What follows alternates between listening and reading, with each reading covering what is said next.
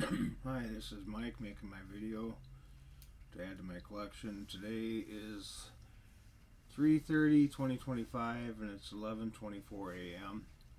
Uh, yeah, I'm just making this video. I'm talking about manifestation, uh, the quantum field, and the nature of reality, reality in general. And my thoughts on that, and my thoughts on things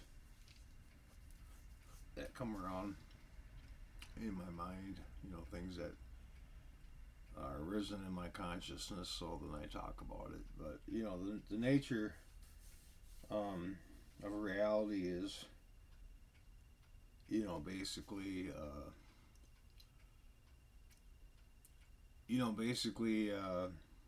reality isn't really there until you observe it.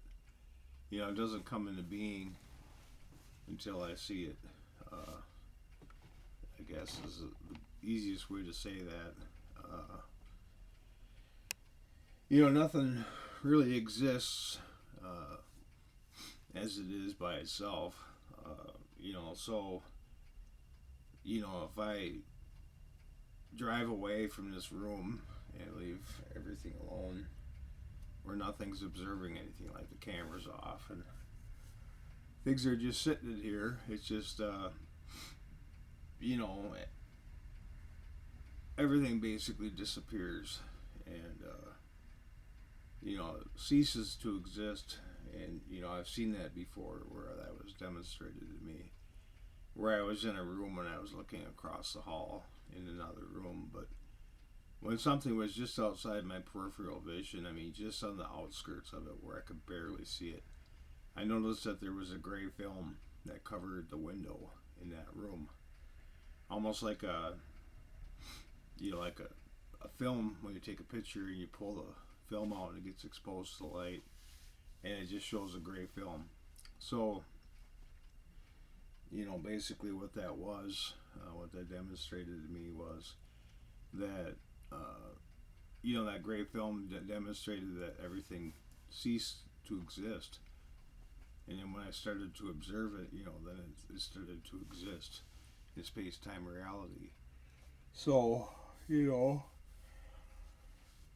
uh, that's really the nature of what reality is, basically, uh, it doesn't exist until you observe it. And it's like the moon, it's not really there until you see it. In some kind of manner or shape or whatever, it's there. It manages to move. But if I don't see it, it doesn't exist in my reality.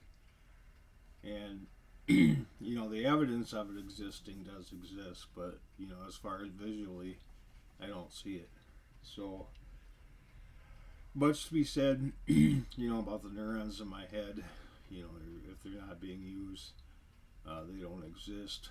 Or if I'm playing a video game like Grand Theft Auto and I'm driving around, if I'm so used to that game that I'm so embroiled in that game, then I feel like that's the only reality there is. And as I'm looking ahead, the cars are approaching me, and I turn to the side and I look. Then I can see from out my window.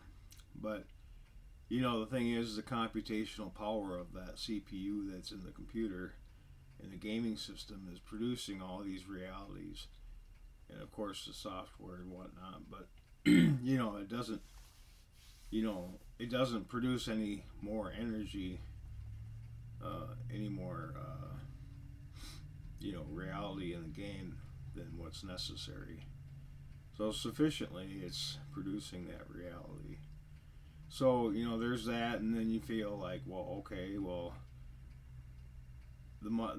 if A plus B equals C, so then you got to figure, well, the outside reality, everything I'm looking at, is much the same way. It materializes in the early waking hours of the morning, or when I just enter a room and I look around and I pay attention, or I just wake up, and I pay attention. I notice that things materialize. It takes a nanosecond, the twinkling of an eye, for something to materialize and something to express itself and seem like it's real in the space-time reality. So, I've witnessed this stuff up close, and I've seen like little tiny supernovas, basically with the electrons. They're so small, but they leave a little tiny flash of light, and then out of that flash of light, the little tiny supernova creates or releases all the information that's inside of it, and then it basically creates physical reality, parts of things that are real and tangible.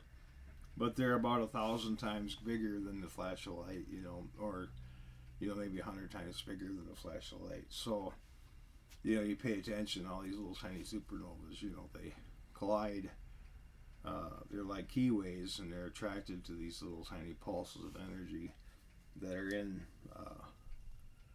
the physical objects, and then they basically expand, and they release all that energy, and they basically create what we call reality. So, basically that's how that works. And so, I was always curious about, the fundamentals, about what space-time reality is and what reality is, period. And I had another demonstration, that happened where I was able to understand that motion itself and time, so I understood time, and then I understood space, and then I understood, physics, quantum physics, relativity, and Newtonian science. And so anyway, I understood all three of those, and then basically, I've seen everything there is to see as far as those things go, all the demonstrations, all the examples. And then, of course, I've seen spirits and stuff like that, and I know that we have a spirit body. I understand that, and I've talked to these spirits and interacted with them, and I've seen things shrink, and I've seen things get really large, kind of like when that Alice in Wonderland, when she drinks that little cup, basically everything gets big or small. So then I've seen that, and then I've seen like how eternal life works. How I'm 55 years old and I look pretty good for my age. So every once in a while, I have to go through a set of things, to restore myself, and I look better. So anyway, there's that. And then I understand all the archetypes, basically from the fool all the way through to the, basically the hermit, the man of the earth, basically, and then of course the lover, the warrior king, and the destroyer king, the creator king, and of course the philosopher, the teacher, the person with intelligence. So all that stuff, and then basically that's where I'm at right now. I'm kind of like the philosopher, and then basically that's gonna equate to me basically being a hermit, which I am pretty much right now, but I kind of do my thing. And they say, it's actually better to be by yourself, when you don't have to worry about a woman, you don't have to worry about your friends, you don't have to worry about a pet, you don't have to constantly maintain that. And then your car, you get a car that's dependable and you don't drive it a whole lot.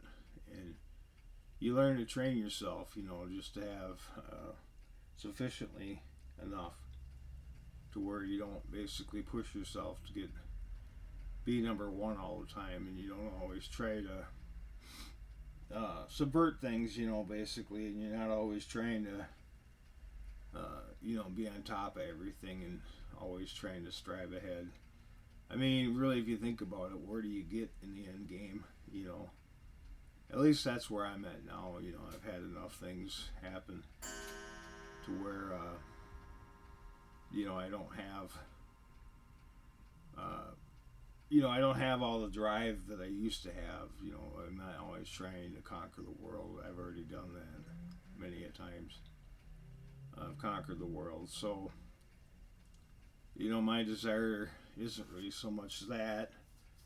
Don't get me wrong, I'm all about money when I can get it, but the thing is, I'm not going to kill myself trying to have money all the time. I've got money, I've got a comfortable retirement, and I'm doing okay. So, I just keep busy with my hands. I tinker with things. I stopped chasing women. I'm done chasing women. I don't need to have a lion that I have to feed all the time. Meat, and I don't need to have a dinosaur with a big house. And that's going to depreciate in value. And I don't need to have a bunch of cars. Having a bunch of cattle that I gotta feed. So it's like I don't need all that, and I don't need a dog.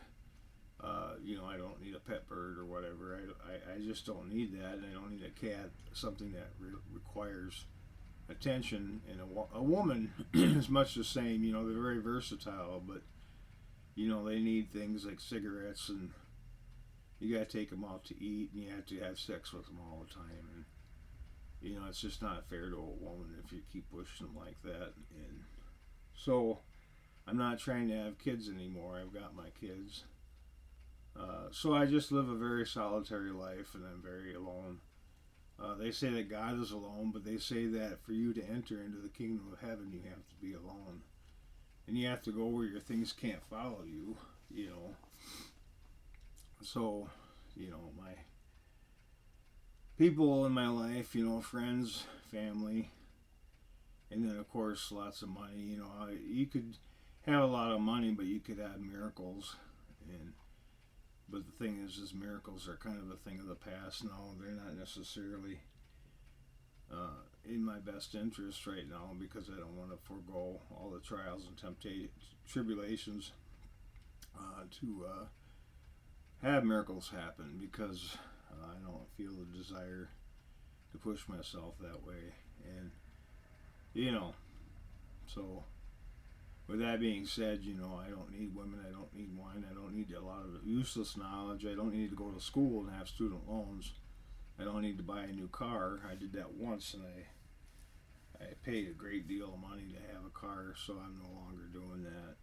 And I just do the simple things in life. It's okay to be bored sometimes.